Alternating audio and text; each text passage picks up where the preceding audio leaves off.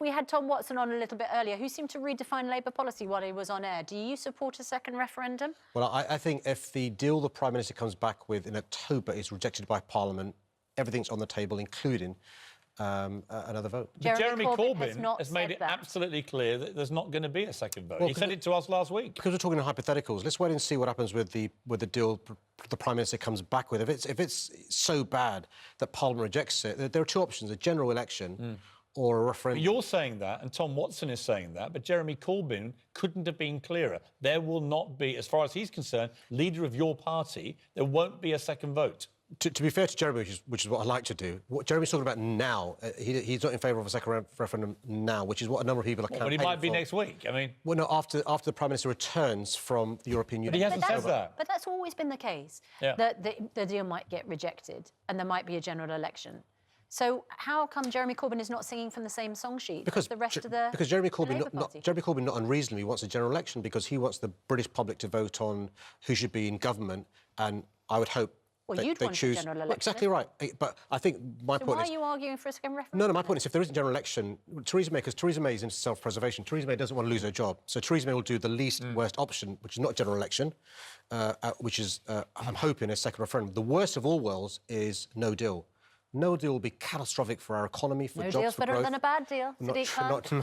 Let me just bring this back to the World Cup for a moment, which is if we were to win the World Cup on Sunday, right, hypothetically, and we've got to get past Croatia, if we were, are we going to get a month off in London?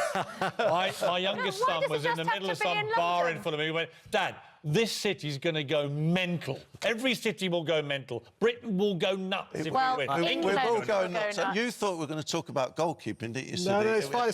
No, that's why you stayed on. I mean, you must see the tangible feel-good factor. You know, put aside the shops doing well and how... I mean, it's tangible when you walk around our city. We've got the Croydon celebrations. Come on, because Susanna's from Croydon. This is how South London celebrates. Yes. Look at this. What? This is actually what a night out with Susanna's like. That's Susanna, normally in a gay bar in Soho at about 4 a.m. I tell you what, it's unbelievable. It's unbelievable for me to see these scenes after being in Italy in '90 because we didn't see anything. We didn't have social media, and it kind of brings a tingle. It was just like that.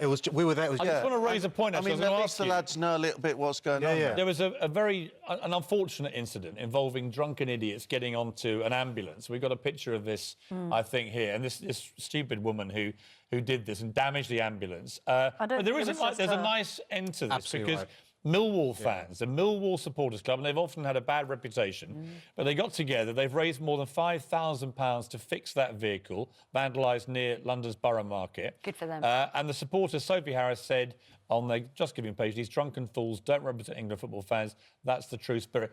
Good on Millwall fans, right. actually. We give them a bad rap, but they've deserved it in the past. But this is a very good thing they've done. Yeah. Well, it was that Millwall supporter, wasn't it, when we had the terrorist attack that the Lion of Millwall. He was unbelievable, So, listen, well done, Millwall fans. Sadiq, you are a South London man at heart. Why don't you support a good South London team? You'd have a choice of Millwall or Crystal Palace. There aren't any. I mean, I like all good South Londoners, I support Liverpool. And because they were a quality team when I was growing up. You know, they had Clements in goal, by the way. Well, we won't hold that against you. No, Ray was a massive friend of mine for 10 years and a great rival, obviously, but a great We have to leave it there. Thank you so much. Peter, great to see you.